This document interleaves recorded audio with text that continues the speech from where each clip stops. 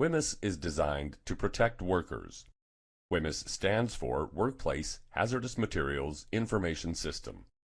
WHMIS is the result of laws put in place to protect workers from hazardous materials they may encounter on the worksite. Suppliers, employers, and workers all have responsibilities under WHMIS law.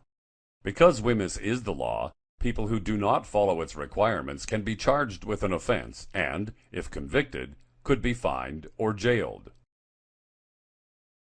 Suppliers must label their products and provide detailed information regarding hazards and recommended handling procedures. Under WHMIS 2015, suppliers may need to use and follow new requirements for labels and safety data sheets, or SDSs, for any controlled products sold, distributed, or imported into Canada. Employees must use the WHMIS 2015 system to ensure their own safety and the safety of others at the worksite. They must also take part in WHMIS education and training programs in order to protect themselves and others.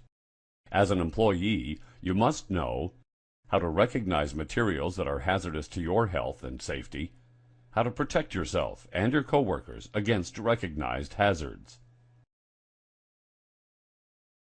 Employers must ensure that hazardous products are properly identified and that workers are properly trained to recognize and handle hazardous materials at the worksite.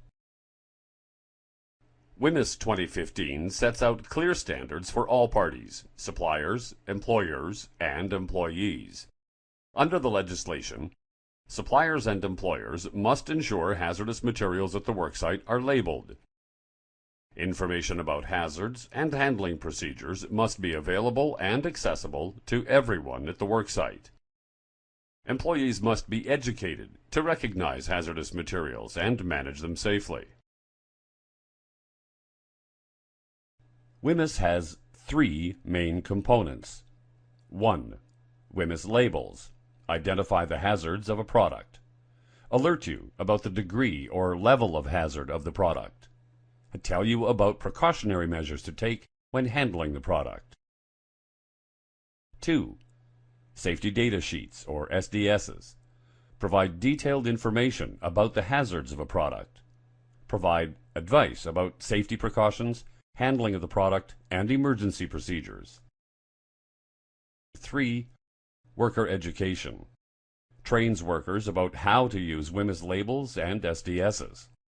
Lets workers know what hazardous materials are on site. It tells workers how to properly handle hazardous materials.